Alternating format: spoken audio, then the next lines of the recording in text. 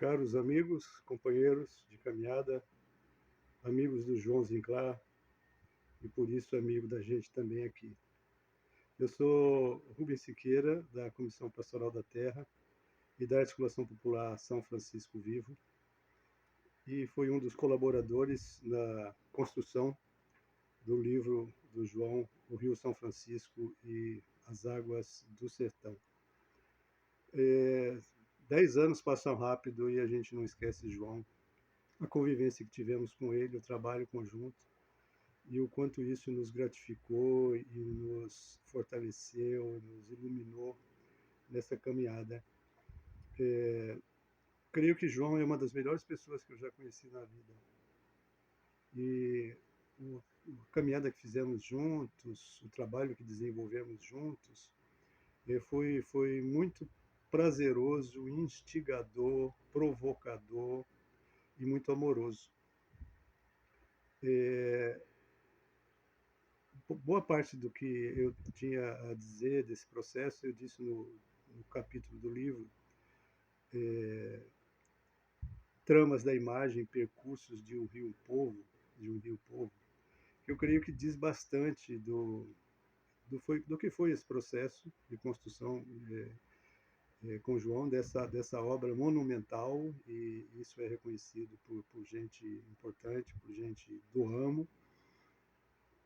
E diz bem porque, veja só, o João, ele chegou em Juazeiro, aqui no norte da Bahia, onde eu estava na época, com a sua velha mochila surrada, com seus óculos embaçados, como eu digo no texto, mostrando umas fotos bonitas do Rio São Francisco que ele já tinha feito e dizendo que ele queria ajuda para construir um trabalho fotográfico sobre o Rio São Francisco, e isso era uma das grandes ambições de sua vida. E eu olhando as fotos e olhando para ele, fiquei assim, bom, as fotos eram muito boas, mas o Caba não me parecia aquele preconceito que a gente tem, né? João parecia mais um andarilho. Mas falei, putz, se esse cara fez essas fotos tão bonitas, esse cara é mais do que parece. E de fato, né, foi, eu poderia dizer assim, amor à segunda vista. A gente foi conversando, ele foi dizendo um pouco mais do seu propósito e a gente achando que veio a calhar. Porque naquela época a gente estava começamos em 2005, a construir esse projeto contra a transposição de São Francisco, e mais do que isso, a construção de uma articulação popular em defesa do Rio. Isso é importante, interessante, porque isso marcou, não fomos nós que escolhemos essa ocasião e essa luta contra a transposição como ponto de partida desse trabalho. E durou 10 anos, na medida em que teve um apoio para ser realizado, liberação de pessoas, para viagens, para encontros. Mas aconteceu, e isso marcou também o trabalho do João. Isso acho que já revela uma característica fundamental dessa criatura. Que o plano dele era o São Francisco. Como a gente se envolveu com essa luta contra a transposição e começou a andar pelo sertão, na região por onde seriam os canais, e ele foi conosco, eu diria assim, ele contemporaneizou e ele politizou o seu trabalho fotográfico artístico. Em se tratando de João, não podia ser diferente, né? Então ele abriu o seu projeto, talvez diferentemente do que ele tinha pensado, para contribuir com essa luta. Quando ele mostra as águas do sertão, porque realmente tinha sido um inverno bom em todo o Nordeste, todo o semiárido brasileiro, e tinha muita água nos açudes, nos riachos, isso estão nas fotos. E aí isso revela bastante de quem é essa figura extraordinária de João Zinclar, desse ser humano, desse militante, desse artista, que deixou nessa obra, eu penso assim, uma boa síntese de sua vida, de sua pessoa tão precocemente ceifada, né? Eu mesmo fui contrário. Quando ele me disse que ele ia ampliar o trabalho fotográfico sobre São Francisco para o sertão semiárido, para as águas, eu confesso que eu fiquei meio com o pé atrás. Porque eu ficava imaginando assim aquele trabalho fantástico, bonito, focado no São Francisco, agora ia polemizar, politizar, né? Aí com o tempo eu fui entendendo que João estava certo, para variar, né?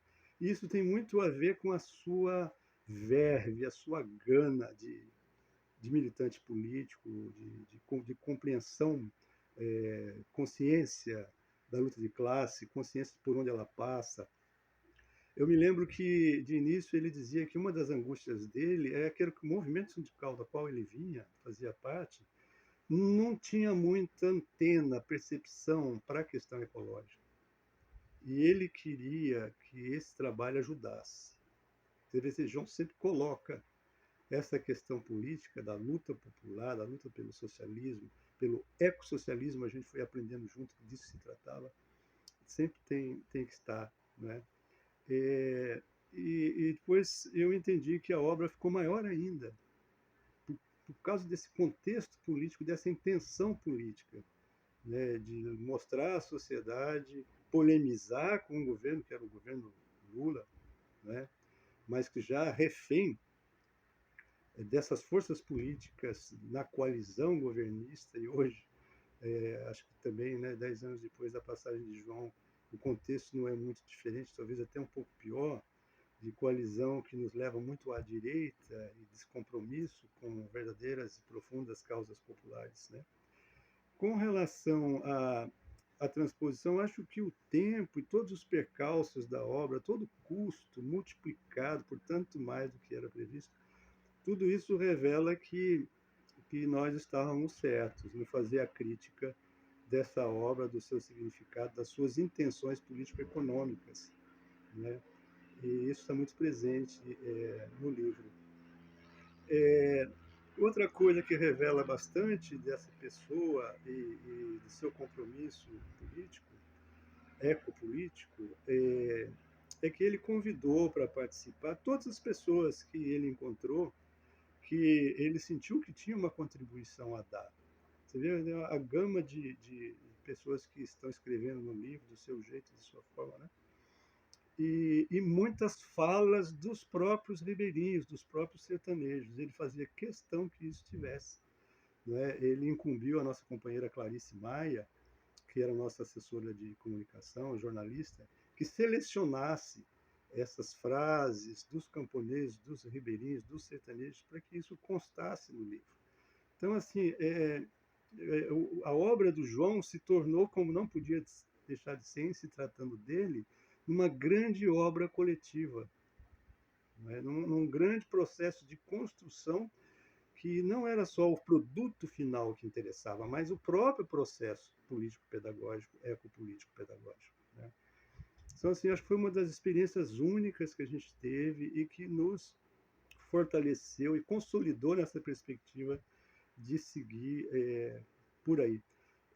Uma outra coisa que não podia ser diferente em se tratando do João é que o mais presente nas fotos é o povo.